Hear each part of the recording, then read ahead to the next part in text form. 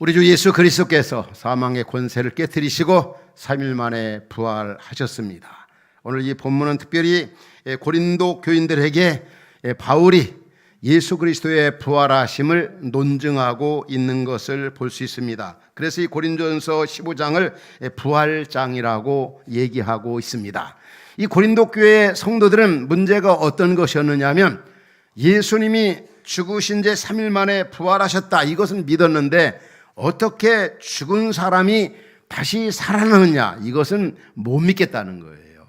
어떠세요? 말씀을 듣는 성도님들, 예수 믿는 우리 예수님처럼 다시 살아난다, 다시 부활한다, 이런 것을 여러분 확실히 믿으십니까?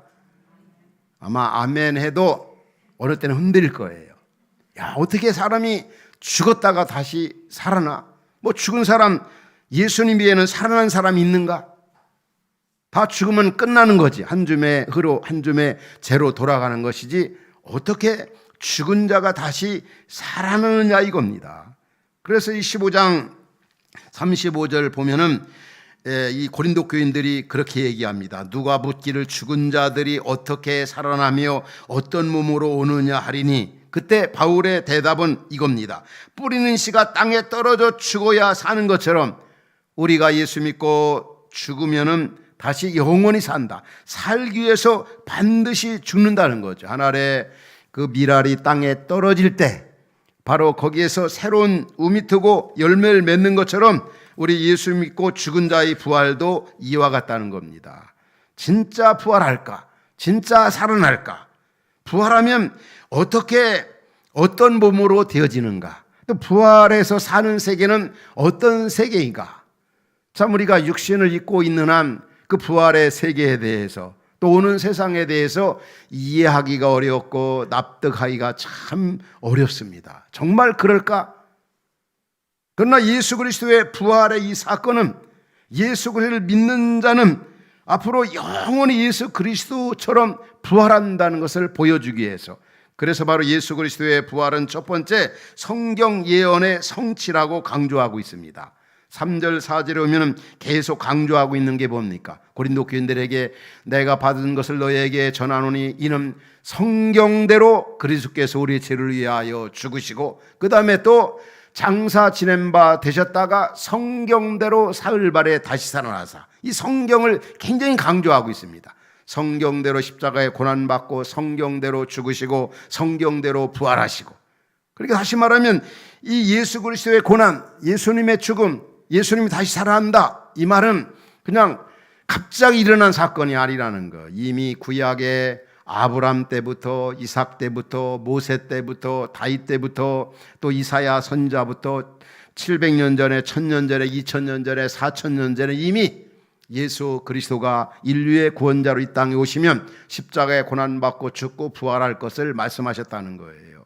따라서 예수 그리스도의 부활은 돌발적인 사건이나 우연한 그런 사건이 아니라 이미 성경에 예언된 바라는 거죠. 그래 우리는 예수님의 그 부활을 보면은 야, 성경 말씀이 진짜 말씀이구나, 성경 말씀은 믿을 만한 말씀이구나, 성경에서 말씀하고 있는 것은 그대로 다 이루어지는구나, 한 95%나 99%만 이루어지는 것이 아니라 100% 다 이루어진다는 거지요. 따라서 예수 그리스도의 그 부활의 확실성, 우리는 이 부활주의를 맞이하면서 이제 지금까지 성경 말씀에 대해서 확신이 없고 성경 말씀대로 순종하지도 않고 성경 말씀을 하찮게 생각했던 우리 성도들은 정말 예수님이 부활하는 걸 보면서 더 성경을 사랑하고 더 성경을 신뢰하고 더 성경 말씀대로 순종하며 살아가는 자가 돼야 돼요. 이미 예수님이 세상에 계실 때도 이미 제자들에게 말씀했어요. 내가 이제 십자가에 고난받고 그 다음에 죽고 그 다음에 3일 만에 부활할 거다. 그런데 내가 부활해서 너희들 그 갈릴리에서 만나자고 그랬거든요. 그런데 이들은 다 예수님이 죽어가는 그 모습을 보면 너무나 처참하고 정말 죽어서 다시 살아난다, 이건 말도 안 되는 얘기다, 다 잊어버리고 옛날 생활로 되돌아갔잖아요. 그런데 예수님은 성경대로 고난받고 성경대로 죽으셨다가 성경대로 다시 살아나셨다는 거. 따라서 우리는 부활신앙을 가지기 위해서는 성경을 확실하게 믿는 거죠. 성경 말씀이 살아있는 말씀이고 그대로 이루어진 말씀이라는 거. 그러나 성경을 모르고 성경을 받아들이지 않는 사람들은 예수님의 부활이다, 또 믿는 자가 다시 영원히 산다, 그건 말 같지도 않는다, 이성적으로 맞지도 않고 그거는 뭐 과학적으로도 하나도 안 맞는다 부인해 버립니다. 그래서 이상하게 만들어낸 이 부활에 대한 이설들이 참 많잖아요. 뭐 도적설이 있고 환상설이 있고 뭐 또 기절설. 이 말이 무슨 얘기입니까? 이 기절설이라는, 예수님이 십자가에 고난받을 때 너무나 고통이 힘들어 기절했다가 다시 이제 살아났다 하고서 제자들이 예수님이 부활했다 이렇게 제자들이 전파한다는 거예요. 또 환상설은 제자들이 예수님 부활할 거야, 부활할 거야, 부활하실 거야 계속 너무 사모하다 보니까 환상이라는 거예요. 예수님 실제 부활한 게 아니고 죽으심으로 끝났다는 거죠. 또 기절했다는 말은 힘들어서 그냥 놀라가지고 가사 상태에 있다가 그냥 살아난 거다. 근데 이게 말도 안 되는 얘기잖아요. 벌써 예수님이 그 부활하신 것이 확실한 게 뭡니까? 먼저 12제자에게 보이시고, 그 다음에 또 500의 형제에게 보이시고, 또 야곱에게도 보이시고, 또 사도들에게도 보이시고, 바울에게도 보이셨다. 여러분 그렇잖아요. 동시다발적으로 또 이때 저때 이곳저곳에서 이렇게 보이셨는데 어떻게 그게 환상설이 되어집니까? 굉장히 객관성 있잖아요. 더군다나 숫자까지 얘기하고 있잖아요. 12제자, 500의 형제, 그리고 또 이제 베드로에게, 야고보에게. 그만큼 예수 그리스도의 부활이 확실하다는 걸 우리에게 말씀해 줬다는 거죠. 만일에 예수 그리스도께서 부활하시지 않았다고 한다면 어떤 결과를 가져오겠습니까? 첫 번째는 성경 말씀 믿을 필요 없어요. 여러분 하나님 말씀 우리가 배울 필요도 없고 들을 필요도 없어요. 왜? 다 거짓말이니까. 왜? 성경은 구약은 오실 예수님, 신약은 오신 예수님에 대해서 말씀하고 있잖아요. 그 예수님이 하신 말씀, 하나님께서 이미 하신 말씀들 다 거짓말이잖아요. 이루어지지 않았는데. 그 주제가 바로 예수님의 고난과 죽음과 부활이거든요. 그래서 성경 말씀을 믿을 필요가 없다는 거죠. 성경이 다 거짓된 말씀으로 되어지는 거죠. 그리고 예수 그리스도는 구원자도 아니고 메시아도 아니고 하나님의 아들도 아니라는 거죠. 그리고 14절은 뭐라고 얘기합니까? 만일에 예수님이 부활하지 않았다고 한다면 우리의 믿음도 헛것이고 우리의 전파하는 것도 헛것이다. 바로 예수님이 부활했다고 전파했고 또 우리가 부활 믿음을 갖는데 그런 거 다 잘못되고 헛것이라는 거죠. 그리고 또 17절에 보면 뭐라고 말씀하네요. 만일 죽은 자가 다시 살아나는 일이 없으면 그리스도 다시 살아나신 일이 없었을 터이요 그리스도께서 다시 살아난 일이 없으면 너희의 믿음은 헛되고 너희가 여전히 죄 가운데 있을 거다. 다시 말하면 죄 문제도 해결되지 아니하고 더 나아가 그리스도 안에서 18절에 보면 그리스도 안에서 잠자는 자도 다 망했으리라. 생각해 보십시오. 예수 믿고 세상 떠난 사람들, 성경은 그리스도인의 죽음을 잔다고 그러잖아요. 자고 있는 그런 사람들도 다 망했다는 거죠. 우리 한번 이제 정리를 좀 해보면 좋겠어요. 예수님이 부활하신 이유가 뭐냐? 바로 우리도 예수 믿으면 예수님처럼 영원히 산다는 것을 알려주시는 거고, 또 우리가 예수님이 부활함으로 말미암아 우리의 믿음이라든지 우리의 죄 문제라든지 죽음 문제가 다 해결되었다는 거예요. 더군다나 19절에 보면은 그리스도 예수 믿는 사람들이 예수님이 부활하지 않았다면 세상에서 가장 불쌍한 사람이라는 거죠. 우리 19절에 그렇게 말씀하고 있잖아요. 만일 그리스도 안에서 우리의 바라는 것이 다만 이 세상뿐이라면 삶뿐이라면 모든 사람 가운데 우리가 더 불쌍한 자니라. 만일 예수님이 부활하지 아니했더라면 또 예수님 우리도 영원히 예수를 믿음으로 구원받고 부활이 없다고 한다면 어떤 면은 예수 믿을 필요 없다는 거죠. 오늘 이 자리에 나올 여러분들 필요도 없어요. 우리 어떤 믿음이 다 헛것이고 의미가 없기 때문에 그냥 죽음으로 끝장이고 한 줌의 흙으로 돌아가 한 줌의 재로 돌아가면 그냥 끝장이다. 이러면 뭐 하나님이다, 예수 믿는다, 뭐 구원이다, 정이다, 뭐 거룩이다. 그냥 살다가 가는 거고 없어지는 거고 그냥 우리 이 땅에 살려고 온 게 아니라 죽으러 왔고 지금 죽으려고 가고 있고 죽음을 향해서 지금 다 같은 목적을 가지고 가고 있다는 거죠. 그러나 그리스도 예수를 믿음으로 말미암아 죄 문제가 해결되어지고 죽음 문제가 해결되어지고 그리고 그 예수를 믿는 자에게는 예수님처럼 영원히 부활한다는 것을 우리에게 보여주기 위해서. 그래서 우리가 잘 아는 요한복음 11장 25절 26절에 뭐라고 말씀하고 있습니까? 부활주일마다 여러분들에게 꼭 소개해드리는 것 같아요. 같이 읽도록 하겠습니다. 시작. 예수께서 이르시되 나는 부활이요 생명이니 나를 믿는 자는 죽어도 살겠고 무릇 살아서 나를 믿는 자는 영원히 죽지 아니하리니 이것을 내가 믿느냐? 바로 예수 그리스도께서 부활하신 이유는 예수 믿는 자도 부활한다. 그래서 우리는 자주 그렇게 표현합니다. 예수님 부활은 곧 믿는 자의 부활이고 예수님의 부활은 나의 부활이고 우리의 부활이라는 거. 한번 좀 따라서 하시겠어요? 예수님의 부활, 우리의 부활, 믿는 자의 부활, 나의 부활. 바로 이게 니꼬로 이게 성립이 되어지는 거죠. 그런 이유 때문에 이 부활 신앙이 없는 엉터리 같은 신앙생활하는 고린도 교인들에게 바울은 너희들 만일에 이런 영원히 사는 것이 없다고 한다면, 하나님 나라 천국이 없다고 한다면, 예수 그리스도의 영원한 생명이 주어지지 않는다면 뭐라 신앙생활하느냐, 뭐라 교회에서 뭐 충성하고 봉사하느냐, 뭐 그렇게 이 땅에서 의인이 뭐 정인이 뭐 그렇게 사느냐, 그냥 되는 대로 살다가 갚버리지. 죽으려고 왔고 죽으러 가고 있고 결국은 다 죽음의 존재인데 뭐 그게 무슨 의미가 있느냐. 이 부활 신앙이 얼마나 중요한가. 부활의 소망이기 때문에. 우리 기독교의 최대의 자랑은 뭡니까? 빈 무덤을 자랑하잖아요. 다른 혹 타종교나 수도 종교, 기타 이방 종교들은 자기들의 교주의 그 무덤을 얼마나 웅장하게 이곳저곳에 만들어 놓고 그 무덤을 자랑하잖아요. 근데 기독교는 빈 무덤을 내세우고 있어요. 바로 예수 그리스도께서 무덤에서 다시 살아나사 지금 하나님 보좌 우편에 계시고 때가 되면 영광 중에 우리를 맞으러 오시기 때문에. 오늘 부활주일 맞이하면 잠시 한번 죽음 문제를 좀 생각해 봤으면 좋겠어요. 여러분, 이 죽음이 얼마나 비참합니까? 여러분, 죽음. 깊이 생각해 보면은, 야, 내가 가만히 생각해 보면은 지금 죽으러 왔구나. 우리 1시간 예배드리고 끝났다고 생각해요. 그만큼 죽음의 날짜가 우리 앞에 가까이 오고 있는 거지요.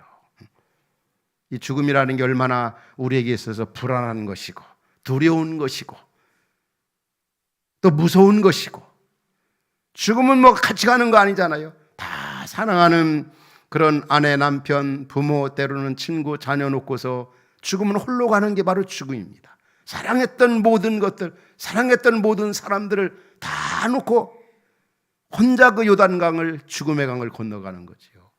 그걸로 끝나는 거 아니잖아요. 그 다음에 죽음 다음에는 또 어떻게 될까? 어떤 세계가 펼쳐질까? 그런 걸 생각하면, 그리스도 밖에 생각하면 참 두려운 거죠. 저는 지난 주간에 네 분이 세상을 이렇게 하나님 부르심을 받아가는 것을 이렇게 보고 또 그 유가족들을 위로하고 예배 인도하고 기도해주고 또 찾아갔습니다.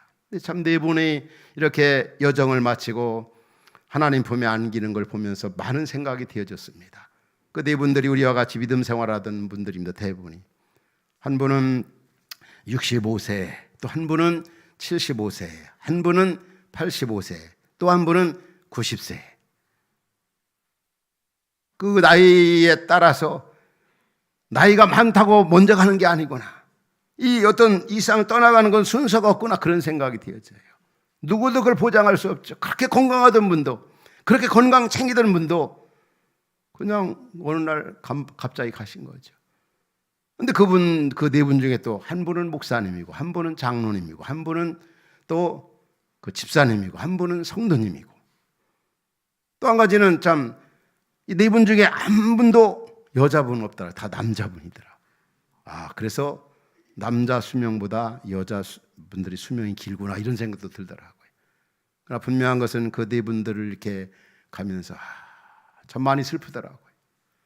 다시는 땅에 뵐 수 없고 만날 수 없고 교제할 수 없고 함께할 수 없다고 하는 것, 그 모든 것들을 다 내놓고 떠나가는, 때로는 중환지랄실에 그 긴긴 날들을 보내다가 그냥 가버리는, 만나지도 못하고 사랑하는 가족들도, 야, 진짜 이게 이로 끝난다고 한다면 이 죽음의 저 지평선의 너머의 아름다운 나라, 그 세계가 없다고 한다면 이 사는 목적이나 의미가 뭐가 있겠는가, 그런 생각이 참 많이 들더라고요.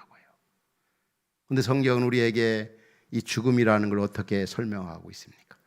우리가 잘 아는 히브리서 9장 27절에 그렇게 말씀하죠. 사람이 한 번 죽는 것은 사람에게 정해진 것이요. 이 말씀이 적중하게 맞잖아요. 인류 역사 이래 다 한 번 정해진 이 죽음, 죄로 말미암아 죽음 다 옵니다. 올 수도 있고 안 올 수도 있는 게 아니라 언제 어디서 어떻게 올지 아무도 몰라요. 반드시 오고 반드시 우리의 것이고 나의 것이고 모두의 것이지만은, 그렇지만 성경은 뭐라고 말씀합니까?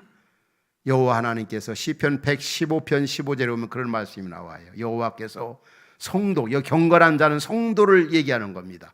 성도가 그를 믿는 경외하는 자의 죽음을 여호와께서 보시기에 귀중한 것이다. 다시 말하면 우리의 육체적인 죽음을, 믿는 자의 육체적인 죽음을 여호와 창조주 하나님께서 아주 귀하게 보신다는, 관심 있게 보신다는 거예요.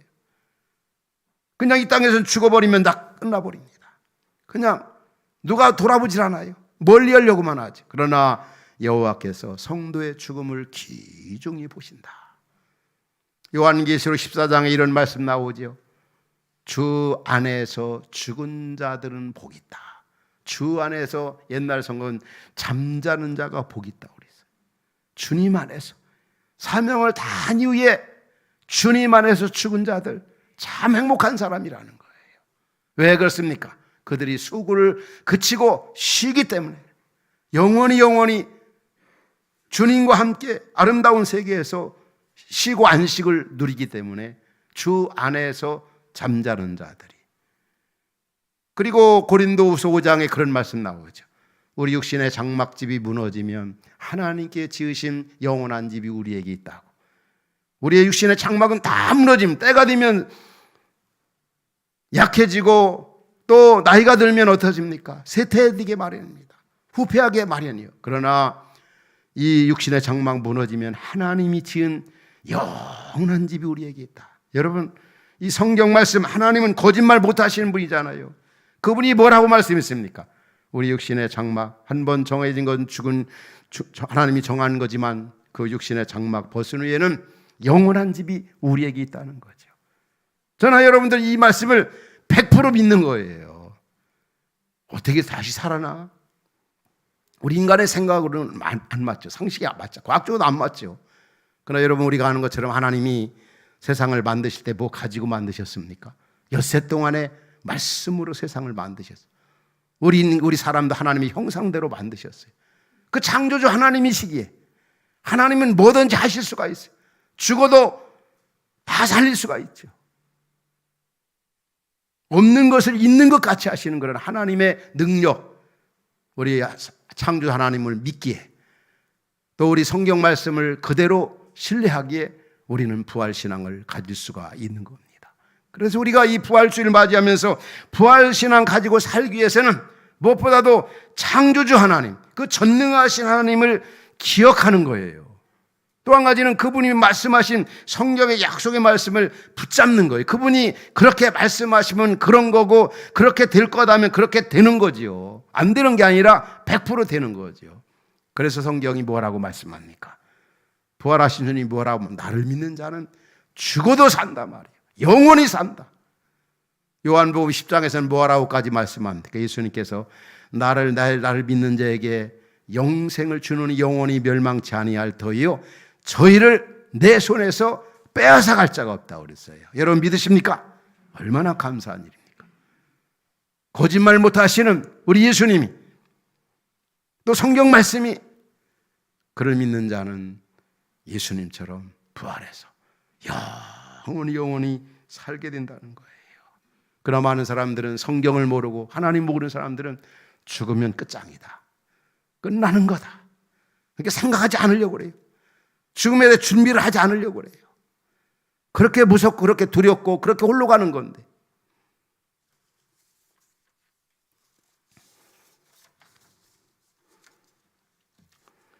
그 현재명 씨가 쓴 그 고향 생각, 그 가고, 그 유학 시절에 지어진 그 시 같은데, 그 가사를 보면은 참 이렇게 굉장히 우리 마음을 울리는 것 같아요. 해는 져서 어두운데 찾아오는 사람 없어. 밝은 날만 쳐다보니 애롭기 한이 없다. 내 동무 어디 두고 이 홀로 앉아서 이 일 저 일을 생각하니 눈물만 흐른다.